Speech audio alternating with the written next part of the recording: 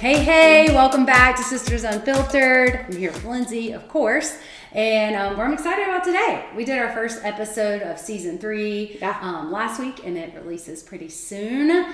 And as we're recording this, I know it's kind of weird timing as far as like when we do podcasts, when they come out, that kind of thing. But hey, before we get started, we would love for you to like, share, comment, whatever you want to do just to get the word out. It's funny because we keep hearing from like people we had no idea listen to our podcast, and they'll come up and say something, and it always like makes me happy because I have no idea. I know. Like Lindsey looks at some of this stuff, but I don't know if you have in a while. So we really don't know who's listening. We kind of just talk and put it out there. Yeah, we do. I never know actually who's listening. I see numbers when I go to upload our podcast, but I try not to look at that too much just because, or our episodes. I try not to look at it too much just because it doesn't really matter ultimately to me. Yeah. As long as the Lord is using us. And just by some of you stopping us, randomly and saying that you miss our podcast or you were encouraged by something we said, that's enough. Yeah. Like even if it's one person, that's enough. But I will say my post I posted yesterday, at this point, this will be a few weeks later for you guys, but I posted a kind of a funny clip of some funny things that we've said and laughed about.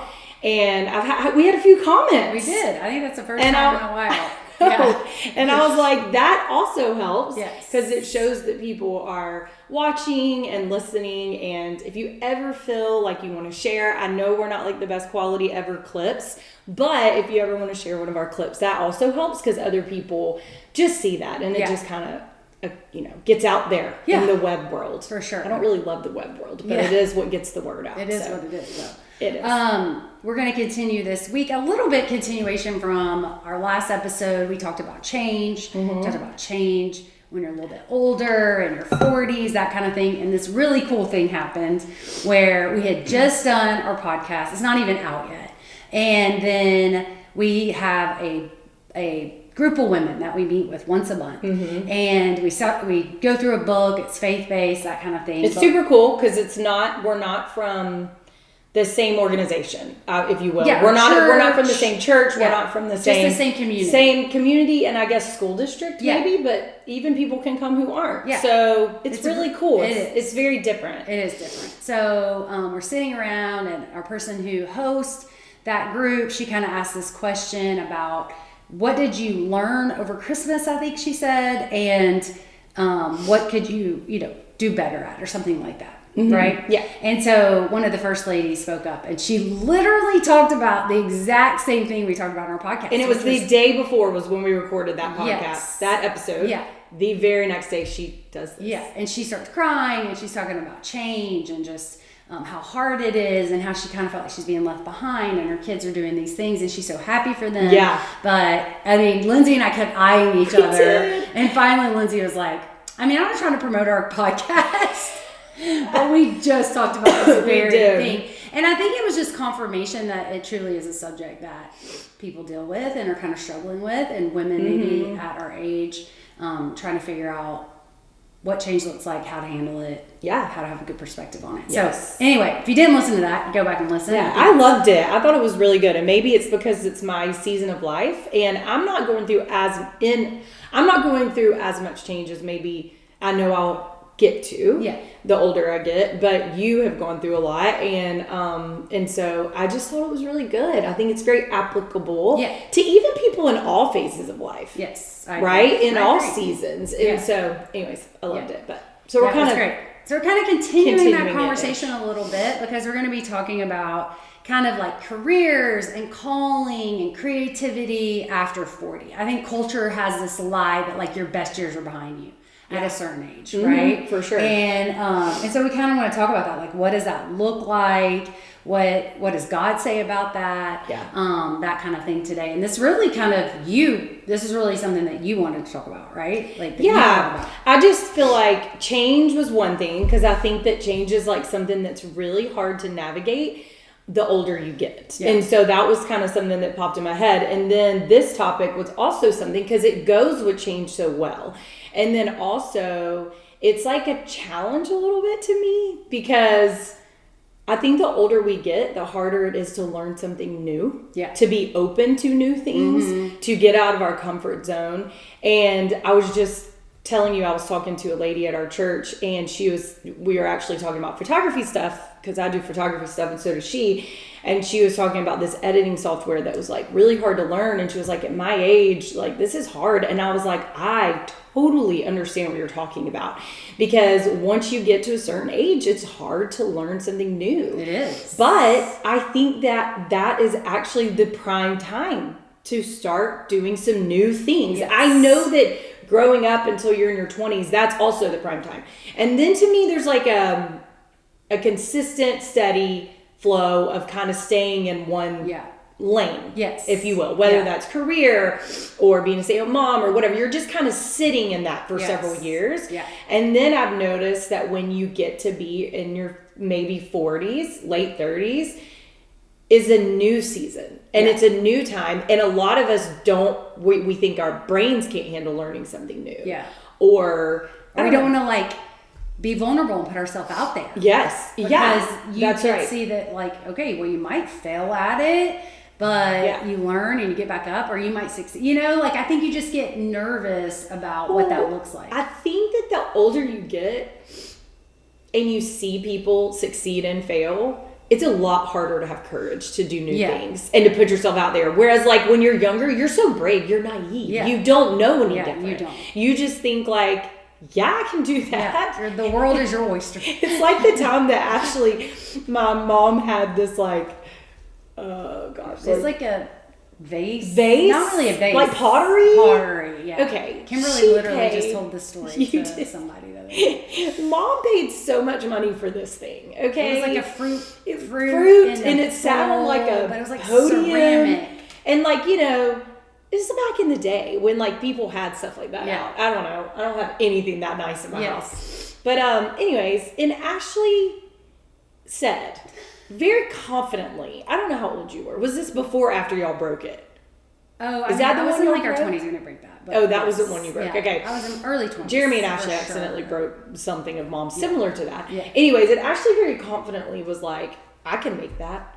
Oh, yeah. Like, just so confident. And I'm like, now I'm like thinking, like, if my 20-year-old came in here and was like, I would be like, what are you saying? Yeah. And I just think that is an exact example of the confidence people have at the age of 20. Back then, I'm like, I can make that. Now I'm like, I'll just buy that. First of all, you could not have made There's no way. I have tried pottery before. Yeah. It's very hard to even make something that your thumb goes in the middle. I've tried it before too. I think I made an ashtray. Nobody in my family even smokes.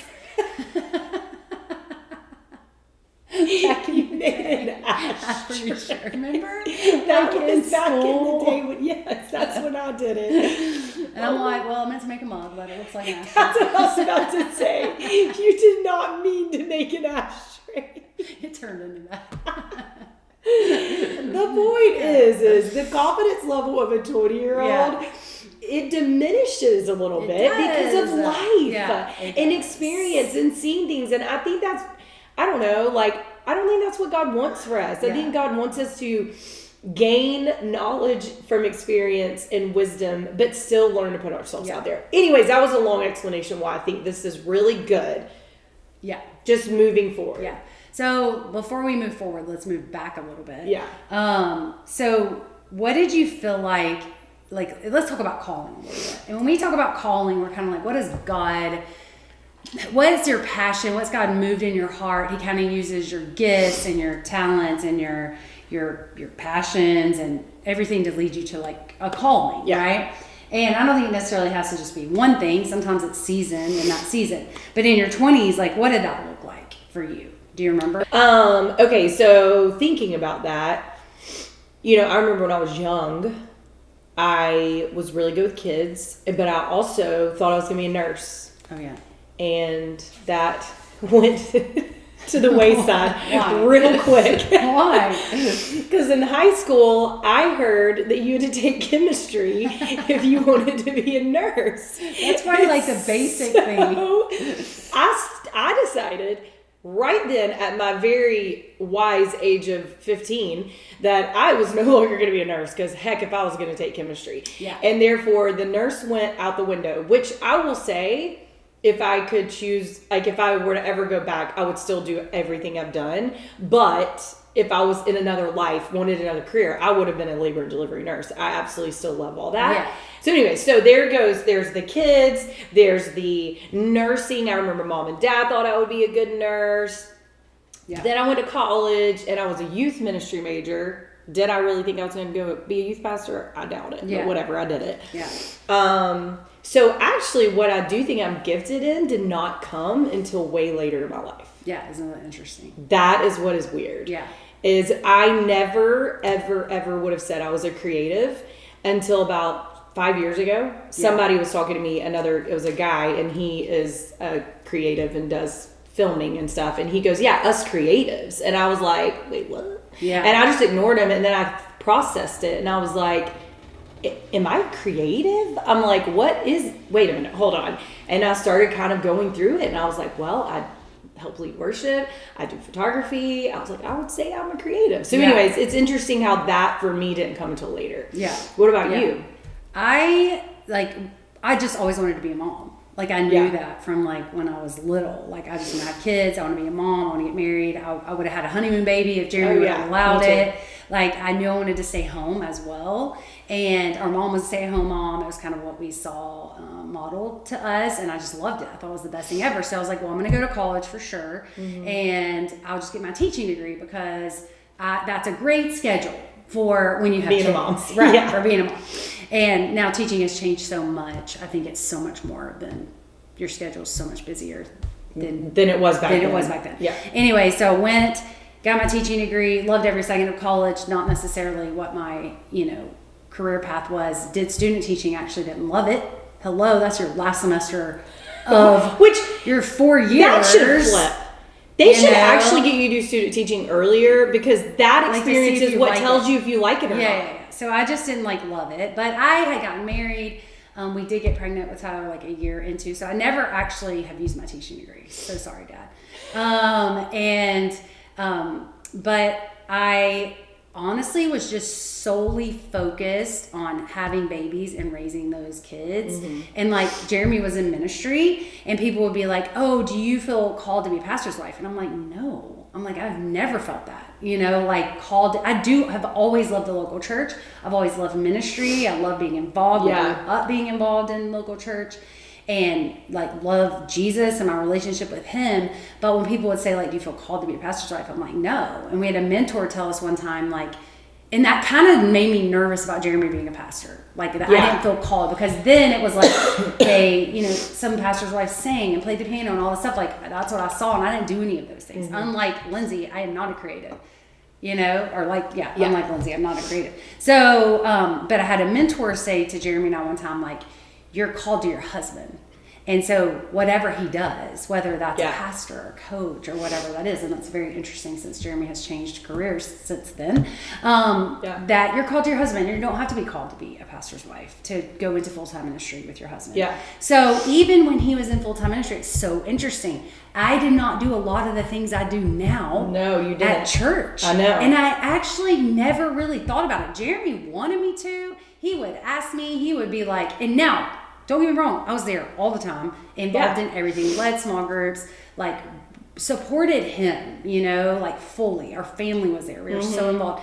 But as far as my leadership there and the things I do now did not come until in my 40s, to be honest. And I don't know if it was some people are like, oh, those are just on a shelf. And it seems like now those are coming. You're getting those giftings and those leadership things off the shelf. But then I didn't think about it. I really felt no, Ashley, your job right now is to raise kids that love Jesus, that love the church, that love you. And we had 5. That's a lot, so it was a full-time job. Mm-hmm. And for Jeremy to do what he needed to do. So it's just so interesting. I have felt that shift big time in the second half of my life. I'm not even 50 yet, but older, what we're talking about. And it's just an interesting thing to navigate. It is so interesting because I also was the same way in the sense of I always just want to be a mom. I mean, I know I talked about thinking nursing and all that, but my whole thing was always being a mom too. Yeah.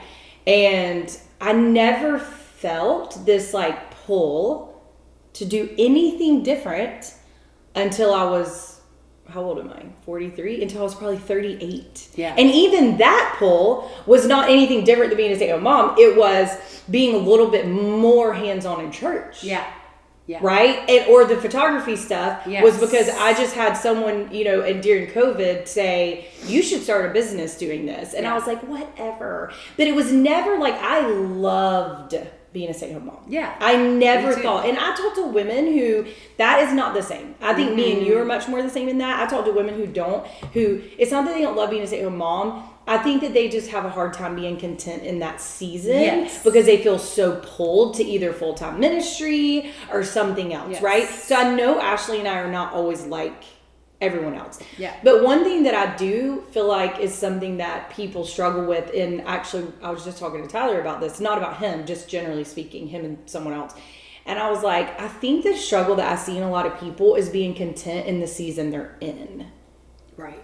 And it's like they're struggle with being content because they're always looking to what's next. Yeah. Or what can I do next? Or how can I do this? And I don't know, I just didn't feel that way. I think that social media has made that That's worse. True. You're right. Because you're constantly seeing where everyone else is. Or that's a lie too. It's not everyone, first of all. No. But you're thinking, I'm not where I should be. So it makes you discontent your season. I agree. Because you're like, oh my gosh, well they have this and they're doing this and they're way farther along than I am. And their house is nicer. Yes. And I see this a lot in like 20 to 30 year olds. Like when I talk to them, like they just, and it doesn't matter. They're all in different seasons, but they all feel like they should be in the next season. Yeah. And I just think social media culture, we have so much knowledge and it feeds that. It does. Like not being content.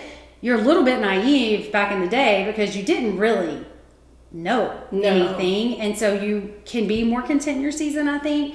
But I don't ever remember feeling that as well. Like I don't remember feeling like I just want to get past this and get through this so I can do all these things. Yeah, I felt like I was doing what I wanted. Right. Some of those things came as a surprise to me later on. Yeah. You know? But it's just interesting that I do think things are different now because you just see so much. You're right. And so ultimately, if you are discontent in your season, you might should limit social media. Truly. Oh. Yeah. I do think that would be probably really good advice because you're so right. Because like when we were newly married, Derek can always talk about this. We moved to Birmingham, Alabama, and from Tennessee. Derek graduated. I'd already graduated college. And we were in this young marrieds class. I'm sure I've talked about this on here. It was so great. It honestly, being in that and seeing the way that they handled that class, the way that we were invited to that class, the way all of it worked out, Derek and I have taken that with us 20 years later. We loved how that was done. Anyways, that's besides the point. Yeah. The point is we were in there with a lot of other newly marrieds, but Derek and I got married young compared to some of these other people. Yeah. And because you're right, we didn't have social media, so we didn't compare, but there was a couple that we were good friends with, and they were making 3 times the amount of money that Derek was making. Yeah. They already had a house. Mm-hmm. They already were way more established than we were, but they were older than us. They were probably like six years older than us. Maybe, not quite. They didn't have kids yet. And like, I remember we invited them to our apartment. I think I told you the story, our dungeon of an apartment. And they were great. They came, they had dinner, even though they like own a house, whatever.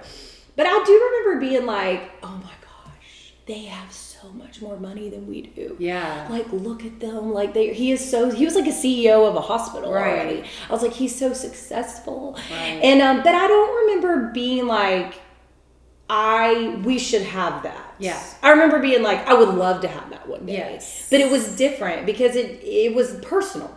Yeah.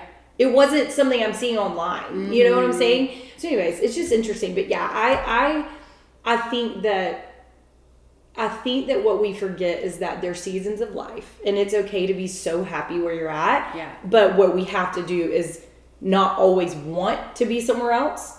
Yeah. Right? But also remember that things change. They do. So that's what I was going to say. But then also when the time comes, you will have that season. Yeah. You will have a different season of life, you know? And I don't know, it's people either go from where they're always wanting to be in a different season, or they go to where they don't ever want to be in a different season. And I don't think it's bad to desire me something either. No. greater, bigger, no, I don't career, either. For sure. Calling. That is, and believe for that. Yeah, God puts that in That's us. right. Yeah. I think though there's sometimes like priorities, mm-hmm. and sometimes that whatever that priority is has to be that in the season, even if it isn't quite what you imagined yet.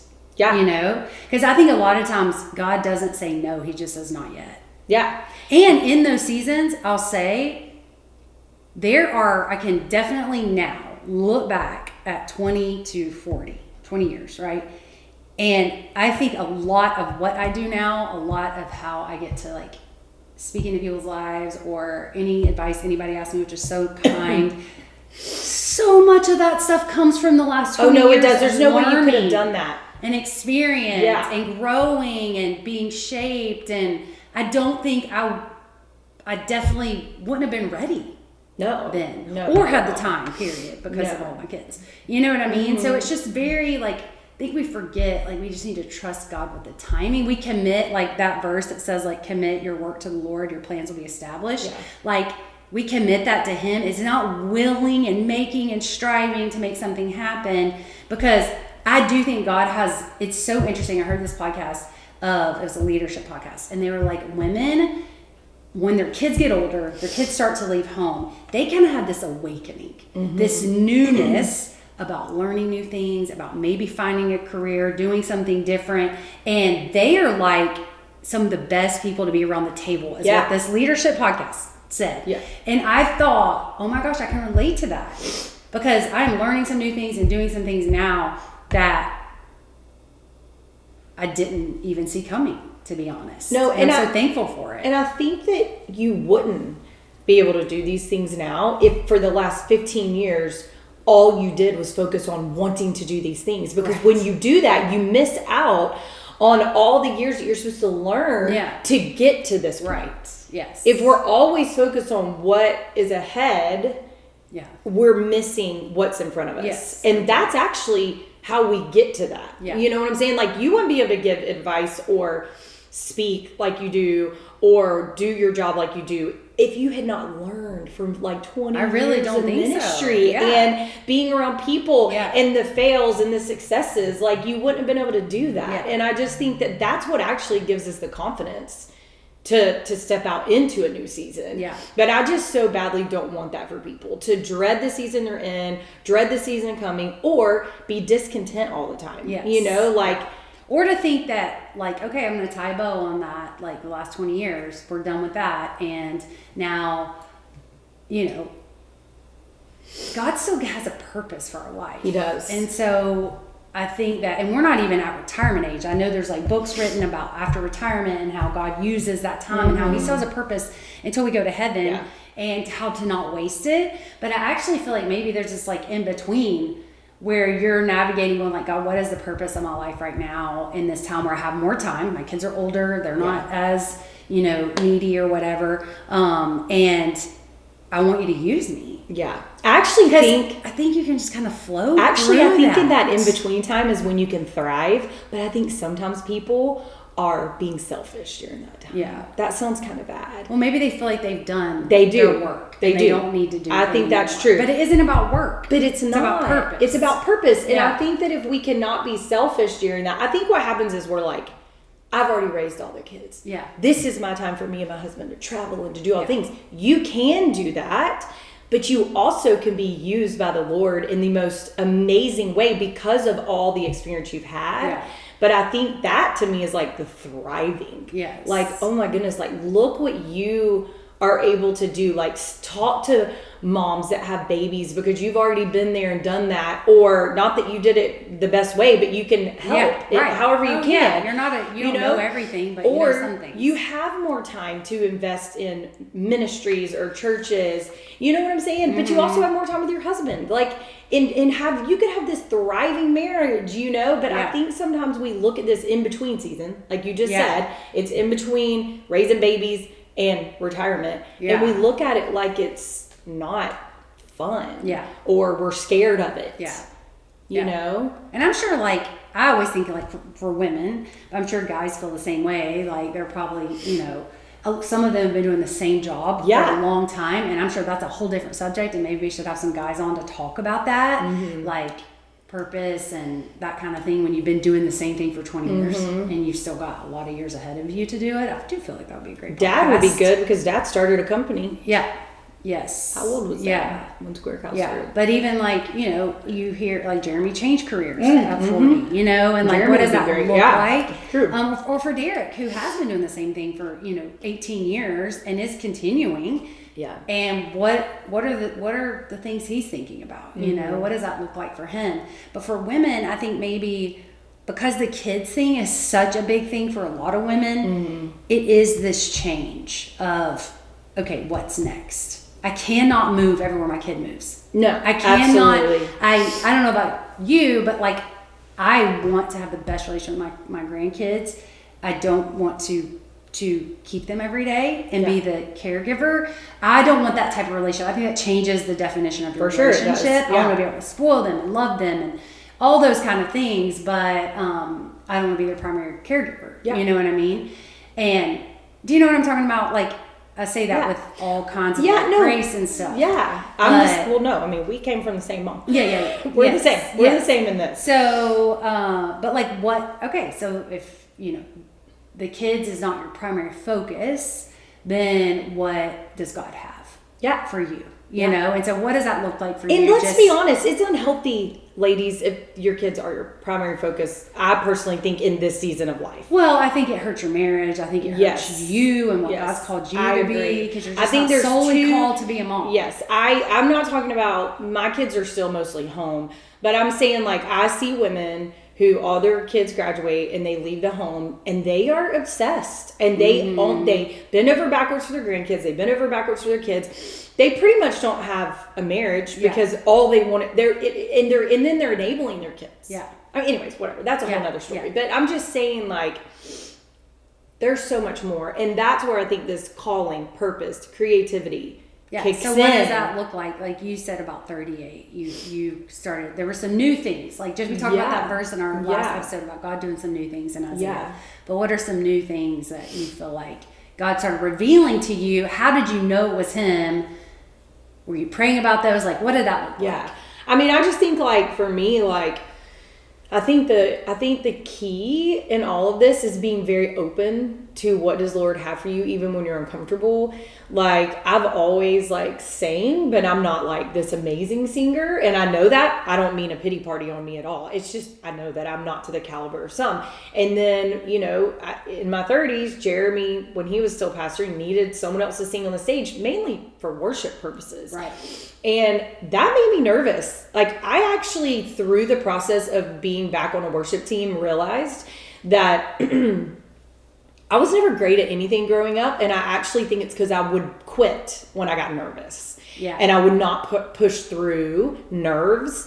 But I would have never known that about myself had in my mid-30s I did not say yes to being on a worship team. Yeah.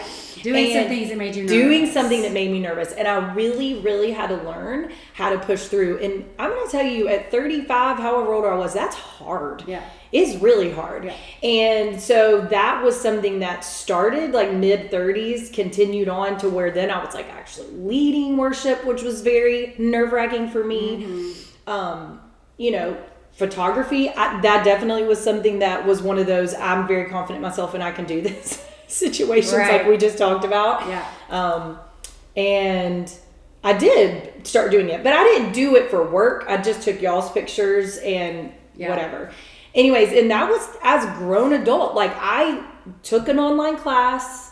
I learned how to edit, like all of that stuff. Like, I just feel like what's cool about it, looking at it now, is I stepped into that gradually. Mm-hmm. Charging for it was nerve-wracking for me because it changed things and I really had to put myself out there. But what's cool is now I feel like the Lord is using me in that way with our church a little bit. Yeah. And and it's something that our church needs right now because our campus is small. And I love that I'm able to do that for free, something that's a gift that I'm not holding too tightly to. But I did not learn that until I was well into my 30s. Yeah.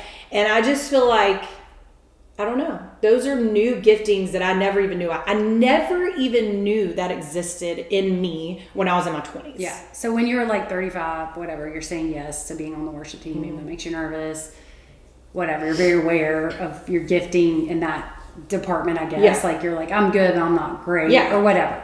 I'm not saying that about you. You said that about you. No. But did it get easier every time you said yes?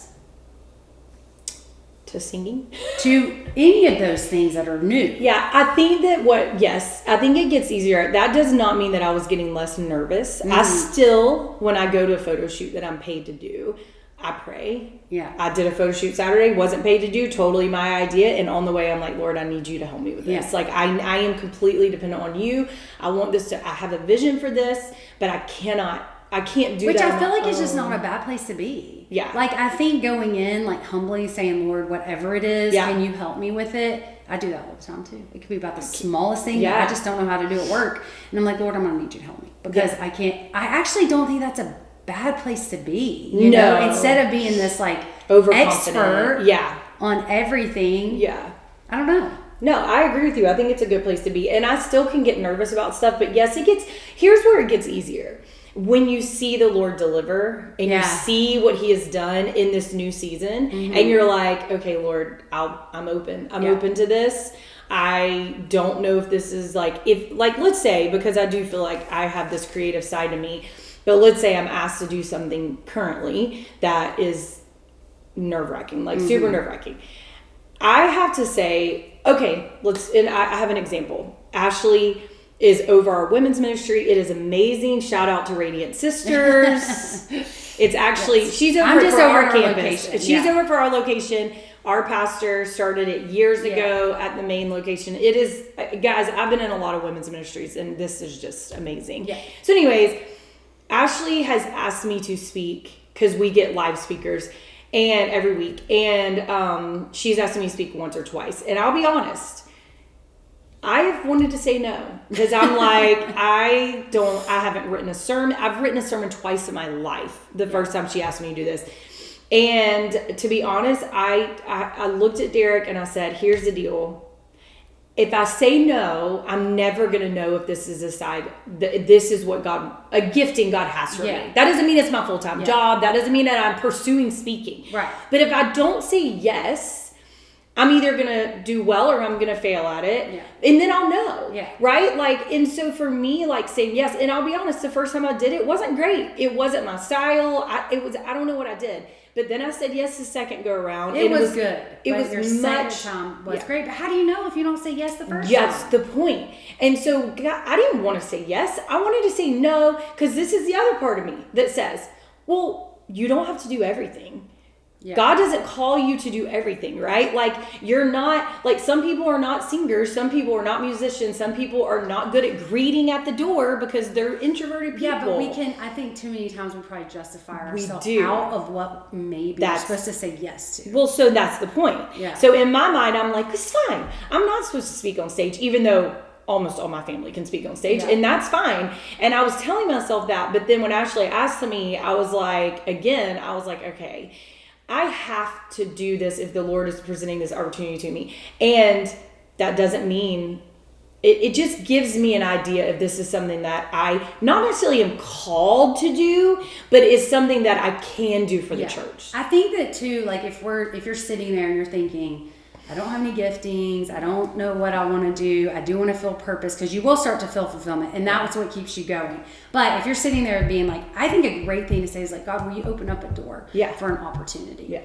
And when that happens, you have to say yes. That is the thing. He's not going to force you to do it, but you have to say yes. And I do think sometimes you have to put yourself in situations where that might be an opportunity. I do think serving in a church, you get to have a lot of fulfillment in serving somewhere. And sometimes God opens your eyes to things you're not good at and things you're good at. Yeah. And you're passionate about when you put yourself out there to serve. And you know what? You know? It's okay if you get out there, you try it, and you don't do well at it. Oh, just check it off the list. Yes. That was not your thing. Right. No one thinks anything about it. And it's funny you're saying that about the church, because we were a part of this young men's service league at the high school, and we ended up quitting. I did it for 6 years. Ashley did it for 6 years. I quit after the first semester. Yeah. Now, to my defense, it was the year my mom died. But also, here's the thing that's interesting is we would talk about this, and we're like, because it is a huge time commitment. Yeah. I feel like it's a time suck, but it's a time commitment, okay? And it's good. It's good. It's volunteering with your son. It's like special moments. But the thing that Ashley and I talked about that was so interesting is a lot of those women, not all of them, but a lot of them, they don't have another outlet where they serve with their kids, the community, or volunteers. So Young Men's Service League is their outlet. Yeah. We have church. Yeah. We are serving with our kids. I mean, over Christmas, I was on the stage and singing, and Derek was drumming, and Parker was playing the guitar, and Tyler's leading worship. Like, I have a lot of opportunities to serve with my kids at church. So if you are ever looking for a place to fulfill those, like I don't know, nudges, church is the place. Yeah. Because like I said, like those women were putting all their time into Young Men's Service League, which is good. It's not bad, but you're not getting the same as you would if you were doing that at a church. Yeah.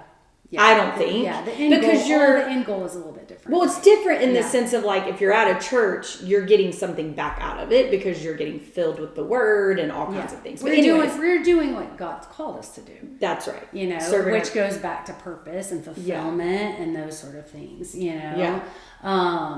And I think we get fearful and scared to step out and try something new, you know, or do something. But even if you have kind of that desire, I really feel like God puts that in you. Yeah. I don't have a desire to pick up a camera and take a picture like you. Yeah. I just don't. I don't even hardly ever get my phone out to take a picture. Yeah. So like, that's not... But there are other things I feel like God's put me in it, and I get kind of excited about it, and I might not be great at it. I might have to learn a lot of things about it, but I'm like, that seems like something I might want to do. Like, I think God puts those things in us. He does to do. But then sometimes God puts things in us that we have to push through. Like when you started a new job. Yeah. At the age of, how old were you when you started this job 3 years ago? 42? 44, yeah. I don't know how old you're. 44? I'm 47. Whatever. The point is that when Ashley started this new job, she's walking into something. I do think that God has given her so many giftings for this job, but you had to learn all those new systems. Well, first of all, I had to have a resume. I mean, what? I'm like, worked at the dry cleaners when I was 16 years old. Led mops in West Palm Beach. But I didn't get paid for it. I'm like, how does raising 5 kids sound? Can Jeremy be my reference? Right. Literally, can my dad be my reference? I actually need to pull back my resume and look at it because it's probably so embarrassing. But I'm like, obviously there are things that transition into the workplace from like raising kids and being in life and doing things like that. But it's funny because I actually, if you would have asked me back in the day when I was raising kids, oh, will you work full time? I would have been like, never. Oh my gosh, never will work full time. And God just opened up a door. It's been such a blessing in a lot of different ways. Yeah. But y'all talk about learn new things. I had several times those first few months where I wanted to just cry. Which says a lot about Ashley. Yeah, I'm not a crier, first of all. But second of all, I'm like, I have no idea what I'm doing. And especially when it comes to technology. It's just like, I didn't need those skills. No. I just needed to check my email. Yes. And you didn't even really need to do that. Yeah, I'm like, who's email? It's just like the school. You know, and like but I did, like, I feel like God helped me, and I had to like self-talk a little bit, like, Ashley, you can do this. Yeah. You can learn something new. You feel like your brain is frozen. Yeah. And like it no longer can learn and take in anything new, and especially technical stuff like that. But then again, the more you do it, the more experience it, the more you're like, I don't know how to do this. People come alongside. You have to be like humble enough to ask somebody to help you. Like I have a lot of friends that are in their 20s now because a lot of them just help me at work. But you get more and more confident, you know, and you do think like, oh my goodness, I can do this. I can learn something new. I can be stretched. I can be pushed in a direction that I might not have been comfortable with. And I decided a long time ago, like with certain things, like speaking, for instance, if God wants me to do that and someone asks me, I'm going to say yes. Yeah. And the reason I do that is because I don't go looking for it. Mm-hmm. And that's just an example of one thing that can translate to a lot of different things. And there are times where I don't want to say yes. Mm-hmm. You know, like I want to say no or whatever. And I'm like, no, God, that's that. I feel like if you've opened the door, that's you. And I need to be obedient in that.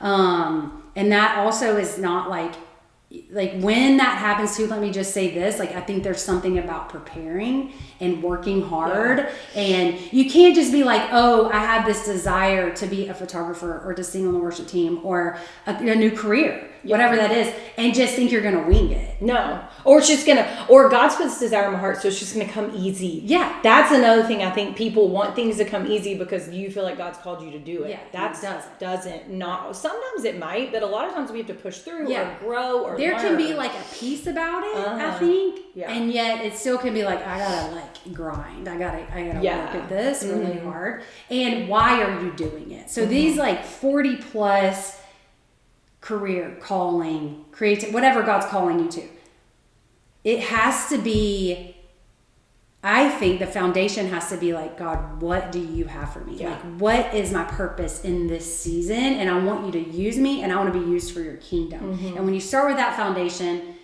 I think God does open up doors. Yeah. Well, I don't ever want to stop being used until the day I die. No. I feel like that's my purpose of life. It is. Well, it is. Literally our only purpose. Like if you believe what the Bible says. Is you're supposed to be used. Yes. And I think like for me too, like one thing I see in people, and it bugs me so bad, is when people have a gifting, right? Like that might be a God-given gift or just something you know how to do, and you hold it so closely and you don't do it for people. Yeah. I cannot stand that. Like, I understand you don't need to get taken advantage of, or you have a life outside of that. But like, for instance, Derek has an accounting degree. He knows how to do taxes. He does not do all these people's taxes, but he will help like his sister or whoever. And like, I am like, you know, if that were to ever be an issue, like, or whatever, I've spoken to Derek, like, I just know that you know how to do this, and I know it's a pain in the butt to help someone sometimes, but do it, because, like, you know how to do it. Does that make sense? Yeah, and I think that we walk generous with what we have. Or if you know how to put a sound system in, or if you know how to run something on a computer, or you know how to, I think sometimes people get so guarded, like, oh my gosh, like, I don't want to get stuck in that and all they do is depend on me. Yeah. I've had that. I've said that before. Like, I don't want to get pigeonholed into one little thing. Yeah. But I still think because we think that way so often, we don't ever use what we know how to do.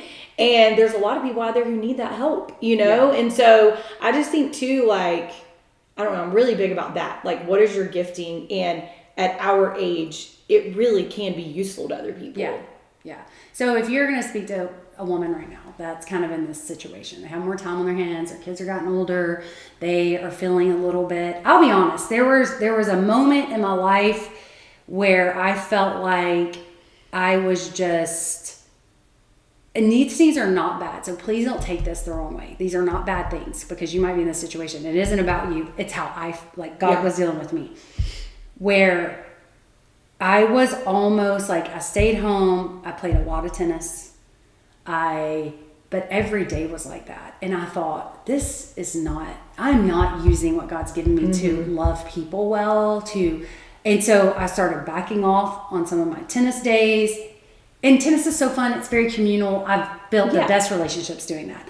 But I know for me it was imbalanced. And I wasn't using what God had given me to reach people, to meet with people, to be in ministry with people, to sit across the table with women and have coffee and lunch and be in their lives. And it was honestly kind of selfish, but I didn't even realize I had gotten there. Yeah. And I'm like, God, I want to do more than what I'm doing right now with my time.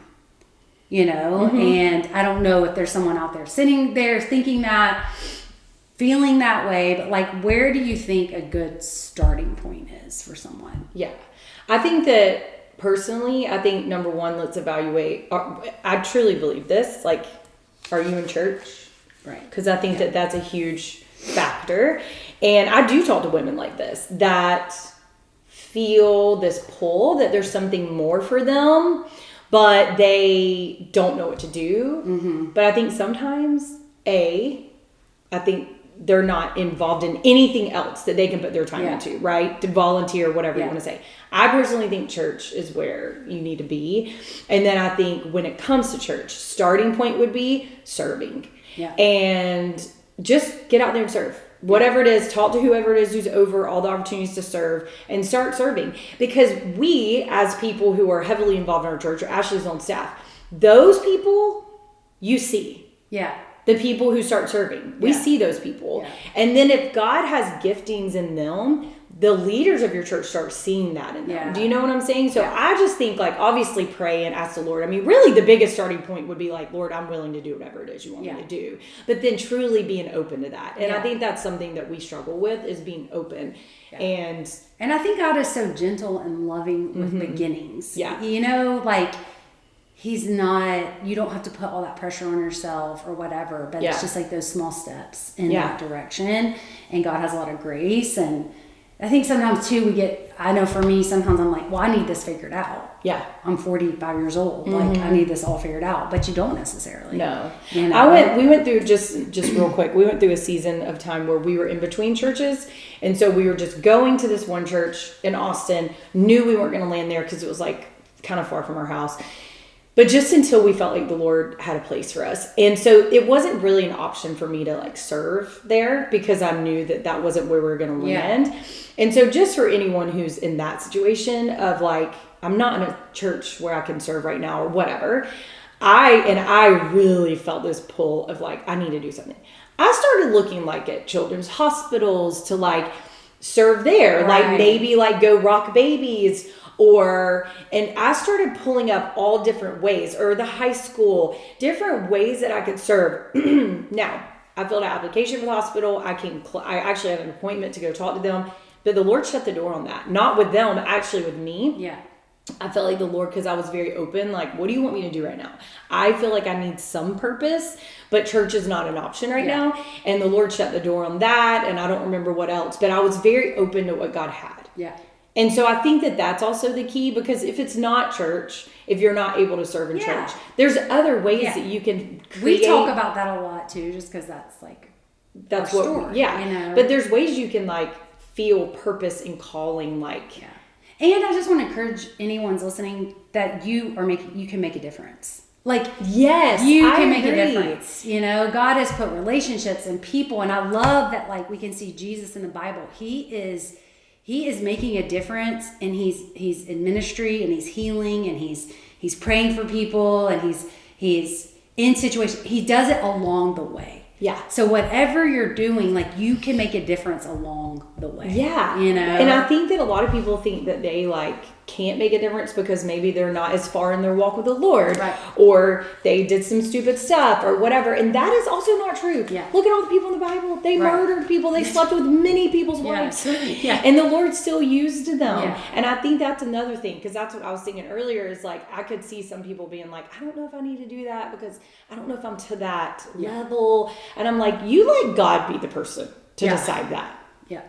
You know? For sure. And so, like, whatever it is, you know? Yeah. But anyways, I just think that it's important that we're open to whatever God has for us. Yes. I think that at all of us, age, at any age, and I also think God has a lot for He has a calling on every single person and purpose for them in all different seasons. Yeah. And it might change like it did for us. Yeah. It changed. Yeah. We were called to be saved. And it might change again. I mean, it probably will. Yes, for sure. Yeah. And as long as I think our hands are open and we're humbly saying, Lord, we will step out in faith and do what you want. Just let us know what to do. Yeah. I think the stepping out in faith is a huge part too. Yeah, that's good. Okay, well, I hope that's helped somebody Yeah, today. And, we're doing a new thing. We started last week called Confession of the Week. Yep. Lindsey went last episode. We don't have to talk about what I did. Yes, we'll just keep that there. You got to go back to listen to it. Leave it there, that episode. Yeah. I don't need any phone calls or messages. Yeah. Writing in. So my confession of the week, this is hard actually. Actually today was thinking, why did we say we were going to do this? Because the Lord is telling us to step out in faith. Yes. Okay. So mine, honestly, I could probably confess a lot of things this week, to be honest. There's been some rough goes. But I was thinking about this, and I think it may just be conviction of the Holy Spirit. I don't know. But have you ever just wanted to avoid people? Avoid people? Yeah. Oh, yeah, for sure. And so in my line of work, it's all about people. And people in ministry, and it's what I love about my job is I get to be with people all the time. Yeah. But there's just, a couple of people, but certain one that I don't want to talk to this person. And they make me uncomfortable, and they're awkward, and I don't feel any weirdness, creepy vibes or anything like that. But I just have to confess that 9 times out of 10, it's hard. I just walk right past, and I'm like, hey, so good to see you. And I just go to the next person. I literally cannot. And I need to be better, and I feel bad because I know that's not the right thing. Oh my gosh. I don't know. This is just a current situation. I think that we're all guilty of that. I know. But I don't want to be that person. I don't want to see someone in the grocery store and turn around and go the other way because I had a glimpse of them and hope they don't see me. I just was I don't want to be that person, even though we all do it. I know. But this in particular, this situation, I feel bad because most of the time I'm tempted is it because you just don't avoid. Is it because you don't have anything to talk about, or is it because this person is awkward? All of the above. All of, you name it, all of the above. Does this, because Ashley's job, especially on Sundays, gets asked to do a lot of stuff. Everybody points everyone to Ashley. If anyone has a question, they're go ask Ashley. I love it. People come to me all the time, they think I'm Ashley. Yes. And I'm I'm not Ashley, but go talk to Ashley about it. So is it because they have questions, or they have things for you to do? Because sometimes I do think that happens with Ashley's job. People ask her, tell her what to do in some scenarios. Sure. It's not this. It's just very awkward and uncomfortable. Yeah, it's just probably hard to carry conversation. Yeah, maybe. And I just need to embrace it. Yeah. And that's my confession because I feel bad. That is hilarious. Kind of. Oh my god. That's terrible. But anyway. Well, I think that's a good confession because if anybody says they can't relate, well, kudos to you because I'm sure some of us are just not as convicted about it. But. Yeah. Jeremy knows this person too, and he's constantly trying to help me. And he's they're just... Because Jeremy will talk to anybody. He's they're legit a genius. And I'm I don't care. Really smart people, sometimes their social IQ is not great. Yeah. But they could literally solve cancer. Oh, for sure. Or whatever. He probably is working on it. But anyway, moving on. That's a good confession. I'm just glad that you get to do confession of the week next week. It's hard. I'm sweating. We are not judging. Yes. We are observing. All right, guys. Well, thanks for joining us today, and we'll see you next time. Yeah. Bye. Have a good week.